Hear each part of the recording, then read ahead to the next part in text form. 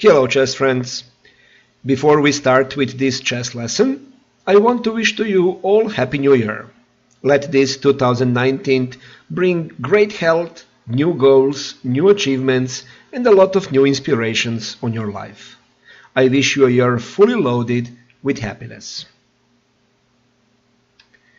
On December 28, 2018, exactly 2 months after publishing my first chess video, I have reached important milestone of 100 subscribers.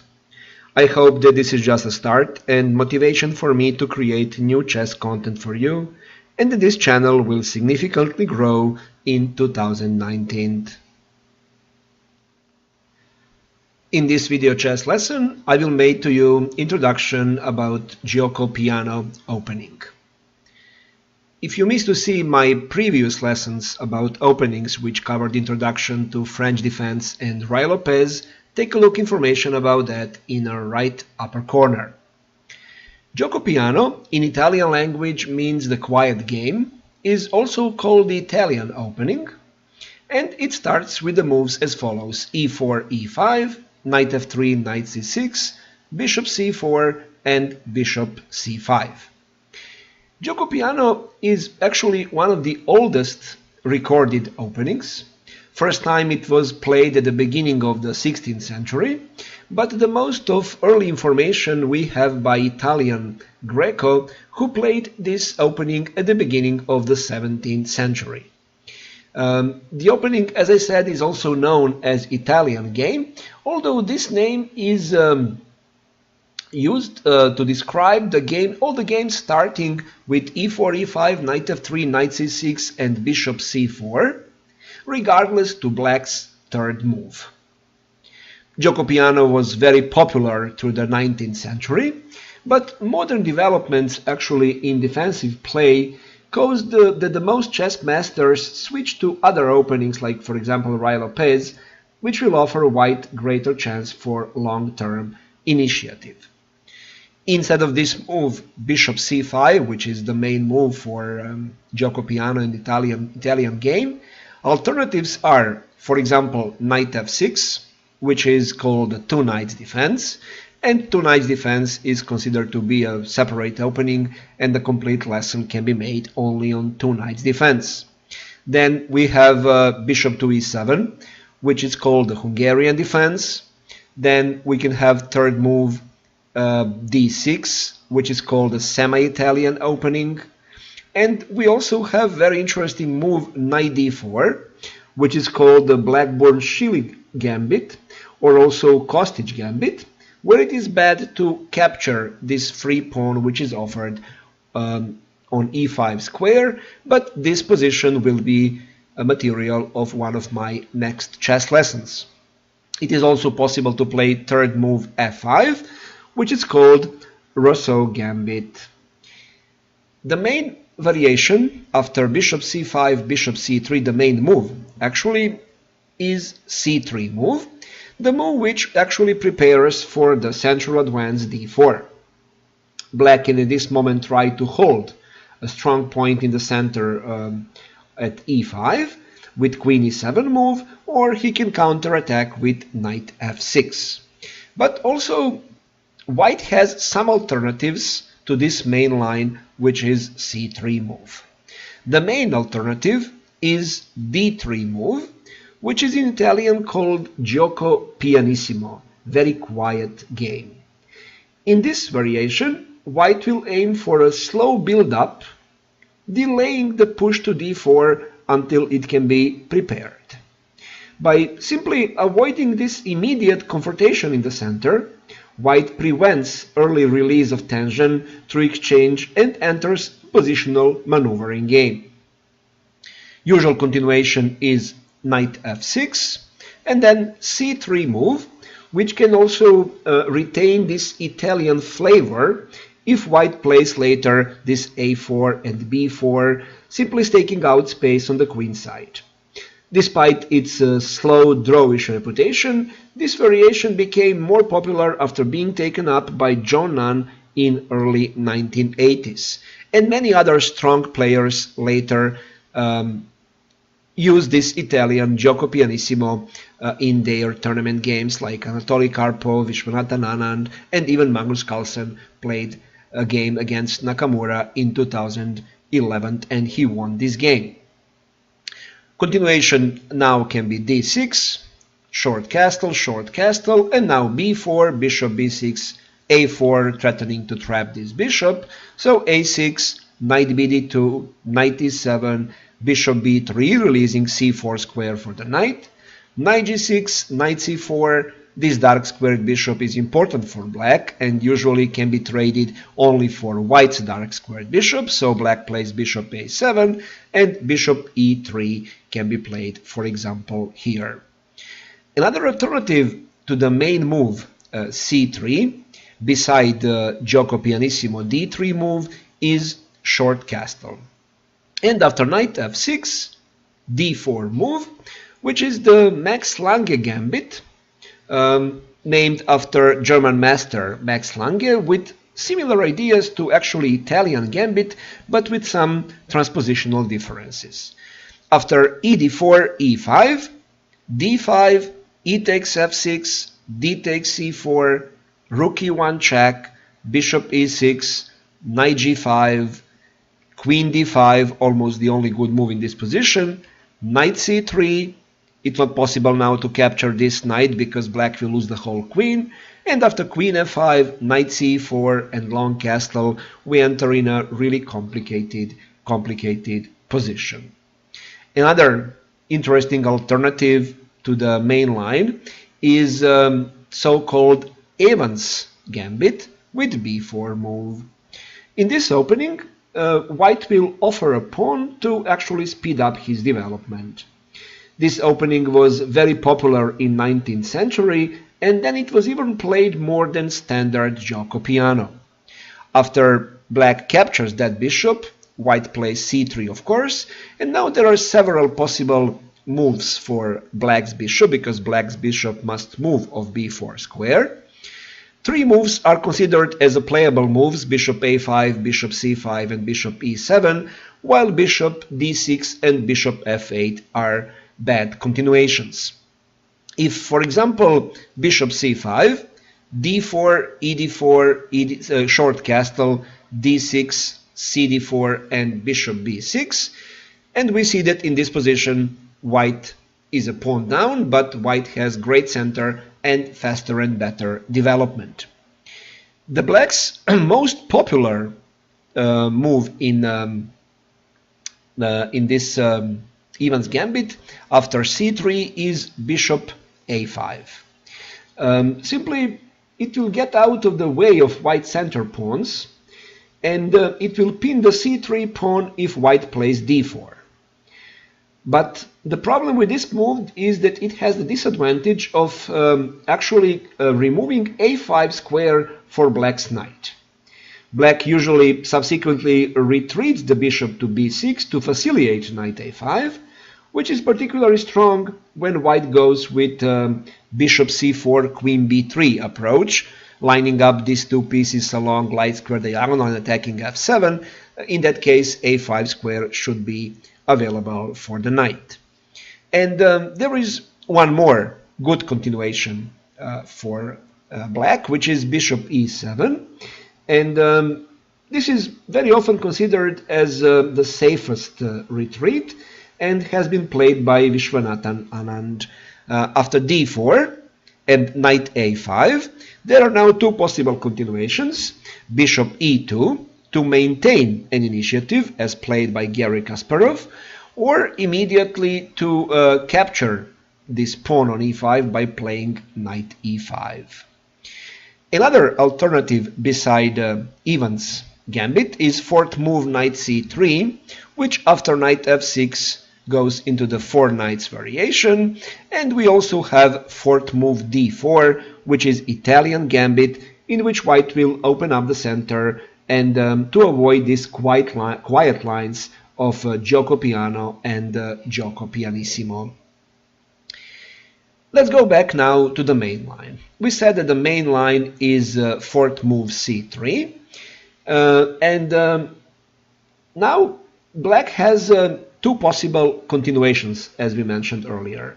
One is to play queen e7 or to make counterattack with knight f6. The main continuation is knight f6, but there is the center holding line with queen e7, where the continuation may be d4, bishop b6, short castle d6, a4, a6, h3, knight f6, rook e1, and short castle, for example. But let's go back to the main line. The main line is knight f6 move. And now after d4, e4, now white can capture c takes d4, which is the main move, but he can also play now e5 move, which is a line favored by Evgeny Sveshnikov, and the play can usually continue now with d5, bishop b5, knight e4, c takes d4, and bishop b6 with approximate equality in this position. Instead of capturing the pawn on d4 in the move number 6, white also has a gambit alternative, and that is short castle move. And after knight e4, cd4, d5, dc5, dc4, queen e2, queen d3, if both sides play the best moves, it will end up with the equal position now. After capturing on e4, position is of course equal now. And there is one more interesting move, but that move b4 in this position is, according to Jeremy Shillman, refuted by the very strong piece sacrifice. After bishop b6, e5, d5 again, e takes f6, d takes c4, and white counts on this move b5, but black will not move the knight of c6. Very strong move is short castle. And when white wins the piece on c6, rook e8 check, and after king f1, very strong move d3. No matter that at this moment black is a piece down, black has enormous compensation here because of very bad king and inactive rook on h1 for white. The main line, of course, after ed4 is to take cd4. Now bishop is under attack. He can go to b6 or b4. Of course, much better move is bishop b4 because it checks the king, and white cannot make castle or cannot play anything what he wants. He must solve the check. So bishop b4 is the best move. And now the main move for white is knight c3. But if white does not want to gambit any material in this position, very good alternative is bishop to d2. And now black can capture on d2 or capture knight e4 as Kaufman recommends. Let's see first this knight e4 variation. After bishop b4, knight b4, bishop takes f7 check, king f7, queen b3 check. And now if king f8, queen b4, queen e7, king takes e7, very safe continuation for both sides, reaching equal endgame. But after queen b3 check, black has more promising move, which is d5. It's more promising but also more risky because it will not be very simple position after that. White will make check knight e5, and now the best move is king e6 to place the king in the center. And after queen takes b4, very strong move for black c5. Now this pawn cannot be captured because knight on e5 will be lost. Very complicated position. If black does not want to go in these complications, he can simply, after bishop d2, capture bishop d2, knight bd2, d5, ed5, knight d5, queen b3. And now there is knight from c to e7 move, which can continue this game, or there is an alternative which can offer and initiate actually a repetition of moves, which is knight a5 continuation. And now after queen a4 check, now simply knight c6, now there is a threat knight b6, so again queen b3, knight a5, and we have moves repetition, so one drawish variation. But after queen b3, knight c7, can be played, and after castle, castle, rook from f2, e1, and c6. In this position, white has more freedom, he has some sort of space advantage, but he has this isolated d pawn, which can be a weakness in the later phases of the game. The main move, as we said, after bishop b4 is knight c3. And now after knight e4, white plays short castle. Now white offers this pawn on c3. Actually, when he captures on c3, he can win the pawn. And what do you think? What is better for black, to capture knight c3 or bishop c3? Bishop c3 is better move. Let's see what can happen if knight c3. bc3, bishop c3.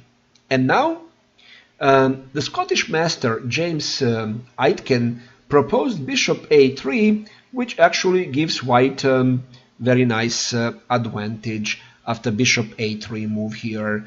And then it's of course bad to capture the rook on a1, so d6, rook c1, bishop a5, queen a4, bishop d7, and d5 move, which actually wins the piece here. Small compensation for black is situation around white's king, but no matter about that, this material advantage is strong enough to say that white has really big advantage in this position. Instead of bishop a3, it can be also played queen b3, offering this rook on a1, which can be captured. If that happens, this is very well-known position in which white instantly wins the game after king f8, bishop g5 attacking the queen, and after knight e7, white can simply win the queen by playing rook e1, and position is completely lost for black, or he can play knight e5, which is also a very strong move, threatening, for example, bishop g6 and queen f7 checkmate. This is completely lost position for black. That is why much better move after queen b3 for black is d5, and then continuation is bishop d5, short castle, and now bishop f7, the best move for black. And after rook takes f7, white can capture queen c3 and enter immediately into the equal position, or he can complicate a little bit and play knight g5 variation. And then after bishop e6, it is bad to take queen e6. This is very nice trick for black, because after queen d7, queen f7, actually queen f7, knight f7, bishop takes on a1, and this is certainly a little bit better position for black because of weak white's d4 pawn. That is why after bishop e6 move, it's better to capture queen c3 in this variation, and after rook f6, knight e6, rook e6, and queen c4, white has some sort of initiative. So that could happen if knight takes on c3, but much better move for black is bishop takes c3 in the move number 8. And now d5 is the main move for white, and bishop f6 is considered to be the main move here for black. Alternative for black is knight e5 move, and after bc3, knight c4, queen d4. The problem in this variation for black is that mistake can easily happen, and if now black, for example, plays knight from c to d6, he can get in the huge trouble.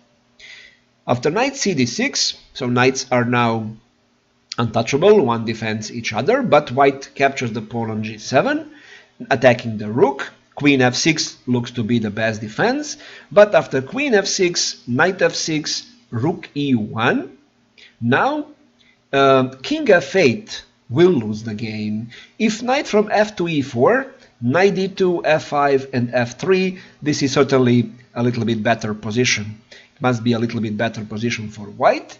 But if after rook e1 black plays king f8, white wins.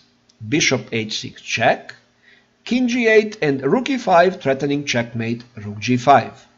After knight from f to e4 comes rook e1, threatening to capture rook e4, and after knight takes e4, rook e8 will be checkmate after that.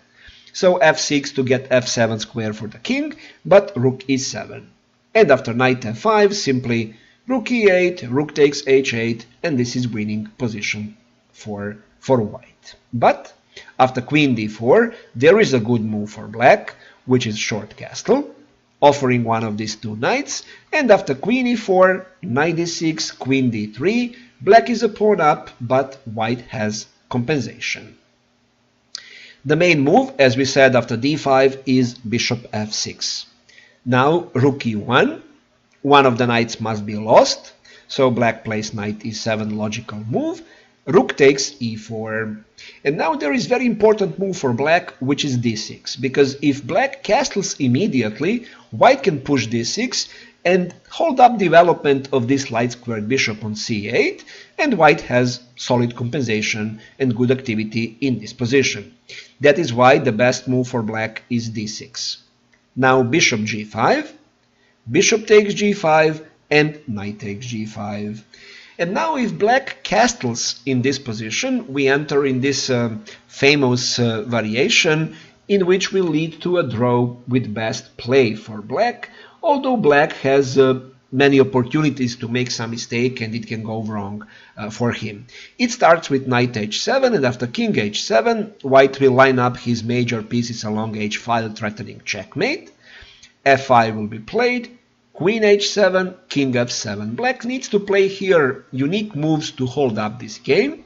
Also, white must play very precisely not to lose. Rook e1 to add one more piece in the attack.